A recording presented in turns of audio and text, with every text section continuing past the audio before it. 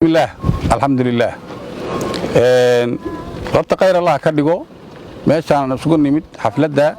madaxdii oo dhan baa joogta gudoomiyihii gobolka ama degmada Dhuusamareeb mudane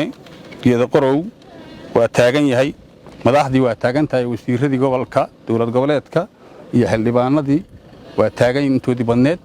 ujeedka la isugu yimidna waxa waaye xoolo ay keeneen beesha murugsade oo aan doonayno inaan ku wareejino gudoomiyaha degmada geeda qorow oo aan rabno inuu hadii Ilaahay ku idmayo ay ka qayb qaataan xoolahaas sooriyeynta hadii Ilaahay ku idmo martida timiday dawlad goboleedka aan rabno inuu ku wareejiyo u kaashado sooriyeyntaas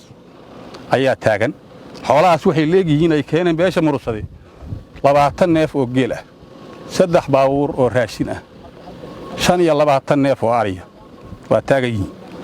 intaas taagan waxaan rabnaa gudoomiyuhu ha ku soo dhawaado waa ku maadsan yahay assalaamu alaykum warahmatullaahi wabarakaatuh salaan kadib waxa sharaf inoo ah in maanta aan halkaan ku gudoomnay deeqdaas oo aan kaga qayb galayno munaasabadii wafuudii noo timaaday shirka halkaan lagu qabanayo waxaan annaga xukuumadda ku hadlayno waxaan aad uga mahadnaqaynaa isxilqaamka iyo isgarabtaaga dawladda u suubiseen xildhibaano odayaasha dhaqanka iyo golaha dham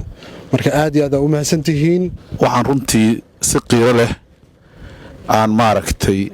ugu mahad celinaynaa una soo dhaweynaynaa beesha kale la hawiye ama murugsade oo maanta deeqdan ballaaran oo isugu jirta geela iyo ariga iyo raashinka nagu wareejiday annagoo ka wakiila galmudug ama martigeliyaalka caasimadda galmudug qaybaha ka jooga aniga iyo wasiirku waxaan ka mid nahay halkan cabdisaaq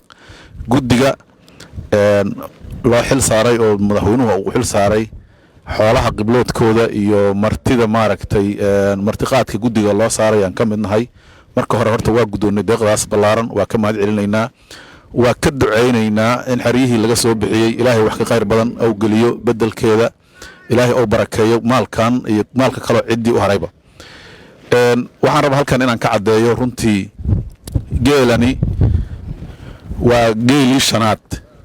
waan maaragtay qibloonayno qabiilkii shanaad oo geelka aan ka gudoomaynaa tihiin oo reer galmudug ah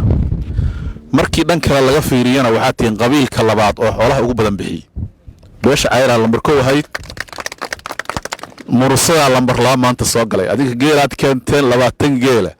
ari tira badan baabuur ka buux waxa ku soo darteen hadaan raashin xataa keenteen maalinba waxba soo kordhay waxa soo dhan waxay daliil u yihiin dadka reer galmudug siday maaragtay qiirada ugu qabaan nabadda siday u jecel yihiin midowga Soomaaliya iyo maaragtay khilaafka in la xalliyo siday ugu mamman yihiin ama se maaragtay runtii ay dhaqanka soo jilayga karamka ku saabsan ay u leeyihiin in dadka martigeliyaan